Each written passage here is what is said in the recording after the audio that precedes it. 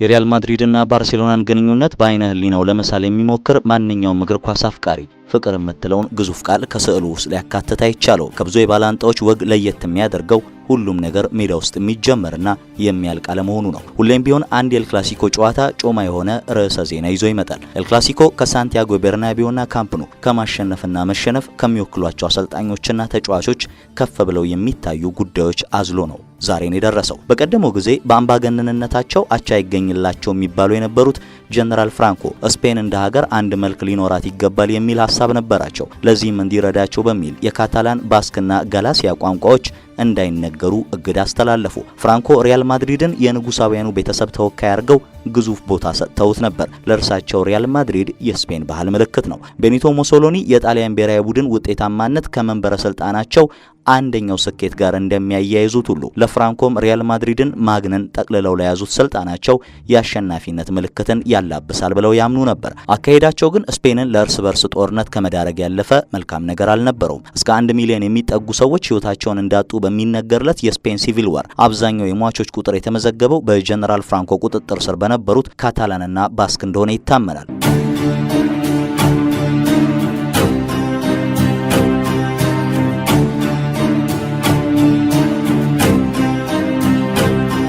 አንዳንድ መረጃዎች 200 ሺህ የሚጠጉ የፍራንኮን አገዛዝ ያልተቀበሉ ዜጎች እነሱ ሲስተማቲክ ኪሊንግ ብለው በሚጠሯቸው የተለያዩ አሰቃቂ መንገዶች ህይወታቸውን ተነጥቀዋል። 500 ሺህ የሚደርሱ ተሰደዋል። ከነዛ መሃል ወደ 180 ሺህ የሚጠጉት የካታላን ነዋሪዎች ናቸው። ከእርስ በርስ ጦርነቱ ማብቃት በኋላም ቢሆን 50 ሺህ የሚደርሱ ተቃዋሚዎች ተገድለዋል። ባርሴሎናዎች ከሚለብሱት ማሊያ ላይ የካታላን ሰንደቅ ዓላማን እንዲያነሱ ተወስኖባቸዋል። ካታላንና ባስክ የፍራንኮን አገዛዝ ሲቃወሙ፣ ማድሪድ ግን ድምጹን አጥፍቶ ሰላማዊ ኑሮ ይኖር ነበር የሚል ክስ የሚያቀርቡበት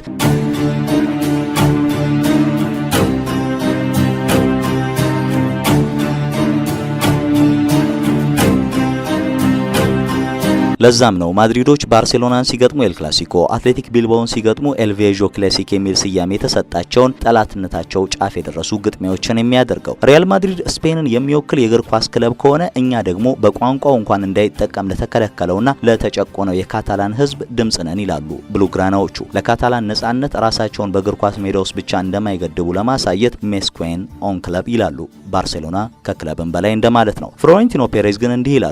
ዘመናችንን ሙሉ እኛ ማድሪዶች እንደ መጥፎ፣ ባርሴሎናዎች ደግሞ እንደ መልካም ባህሪ ባለቤት ስንሳል ነው የኖር ነው። ይህንን ሀሳብ የባርሴሎና ደጋፊዎች ትልቅ እውነታ ነው የሚሉት ፔሬዝ ማለት ለነሱ ተወዳጅ ልጃቸውን ሉዊስ ፊጎ የነጠቃቸው ክለባቸው በ2000ዎቹ መግቢያ ላጋጠመው ውጥንቅጥ ተጠያቂው ጆዜ ሞሪኒዮ ቲቶ ቪላኖቫ ላይ ያደረሱትን የአይን ጥንቆላ ማውገዝ ያልፈለጉ ራስ ወዳድ ፕሬዝዳንት ናቸው ይሏቸዋል። ዛሬ ደግሞ የወሬው ሁሉ አጀንዳ ሪያል ማድሪድና ዳኞች ናቸው። ምሽት 5 ሰዓት ላይ ከሚደረገው የንጉሱ ዋንጫ በፊት ምን ተፈጠረ የሚለውን እንመልከት።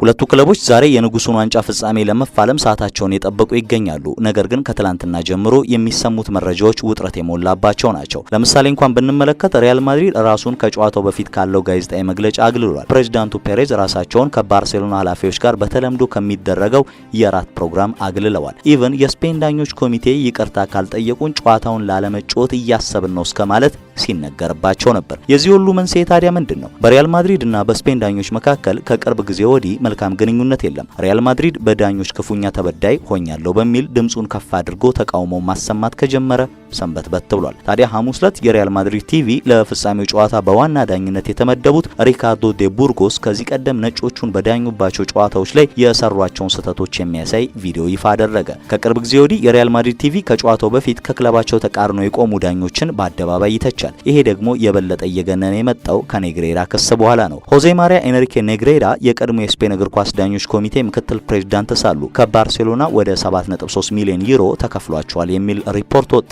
እርሳቸውም በስልጣን ዘመናቸው ዳስኒል 95 የተባለ ለተለያዩ ሆቴሎች ወይም ሬስቶራንቶች በዝቅተኛ ክፍያ የምግብ ምርቶችን የሚያቀርብ ድርጅት ከፈቱ። ግን አላዋጣ ሲላቸው ድርጅቱ ለተለያዩ ተቋማት የማማከር አገልግሎትና የማስታወቂያ ስራዎች እንዲሁም ከስፖርቱ ጋር የተያያዙ ቪዲዮዎችን የማዘጋጀት አገልግሎት መስጠት ጀመረ። ታዲያ ኤልፓይስ እንደሚለው ይኸው ድርጅት በየሳምንቱ ባርሴሎና የላሊጋ ወይም የኮፓ ዴል ሬ ጨዋታ ከማድረጉ በፊት የታሸገ ኤንቨሎፕ ይልካል። ኤንቨሎፑ በቀጣይ ጨዋታ ስለሚዳኟቸው ዳኞች የቪዲዮና የጽሁፍ ሪፖርት የተያያዘበት ነው። ኔግሬራም ሆኑ ባርሴሎና ክፍያው ቴክኒካል ለሆኑ የዳኝነት ምክሮች የተከፈለ እንደሆነ ገልጸዋል። ስለዚህ አሁንም ሂደቱ በክስ ላይ እንዳለ ቀጥሏል። የማድሪድ ተበዳይነት ጩኸት የመጣው ግን እዚህ ጋር ነው።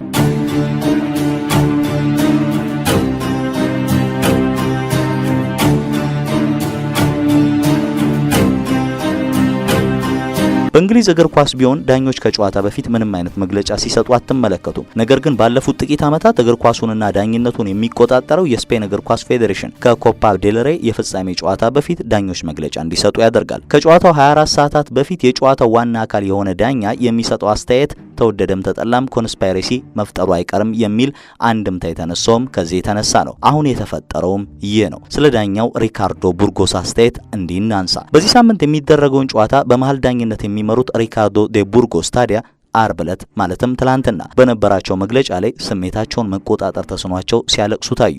እንዲህም አሉ። ከልጆቻችሁ አንዱ ወደ ትምህርት ቤት አምርቶ አንዳንድ ልጆች አባቱ ሌባ እንደሆነ ሲነግሩትና እያለቀሰ ወደ ቤቱ ቢመለስ ይሄ ስሜታችሁን ይሰብረዋል። ይሄኔ ነው ቡርጎስ ስሜታቸውን መቆጣጠር ተስኗቸው እንባቸውን ሲያዘሩት የታዩት። ለዚህ ምክንያቱ ደግሞ የሪያል ማድሪድ ቲቪ ትችት ነው። የሪያል ማድሪድ መግለጫ ታዲያ ከዚህ በኋላ ተከትሎ የመጣ ነበር። ሪያል ማድሪድ ለፍጻሜው የተመደቡ ዳኞች የሰጡትን መግለጫ ተቀባይነት የሌለው ሲል ገልጾታል። ቀጥሎም የሪያል ማድሪድ ቲቪ ሀሳቡን በነጻነት የመግለጽ መብት እንዳለው ጠቅሰዋል። አክለውም በጨዋታው ከ24 ሰዓታት በኋላ ተሳትፎ ያለው ዳኛ የሰጠው መግለጫ ለሪያል ማድሪድ ያለውን ጥላቻ ያንጸባረቀ ነው ብሎታል። ማድሪድ በመግለጫው መጨረሻ የዳኞቹ ንግግር የማስፈራራት ድምጸት ባለው መልኩ የተገለጸ በመሆኑ ፌዴሬሽኑ አስፈላጊውን እርምጃ እንዲወስድ አሳስባለሁ ብሏል። ትላንት ምሽት በነበረው መግለጫ የፌዴሬሽኑ ፕሬዝዳንት የዳኞች ለውጥ የሚያደርግበት ምክንያት አለማግኘቱን ጠቅሶ ጨዋታው በተያዘለት ሰዓት አስቀድመው በተመደቡት ዳኞች እንደሚካሄድ በዚህም እርግጠኛ መሆኑን ይፋ አድርጓል። የስፔን ዳኞች ግን እንዲህ ሲሉ ተደምጠዋል። በቀጣዮቹ ቀናቶች አዲስ ታሪክ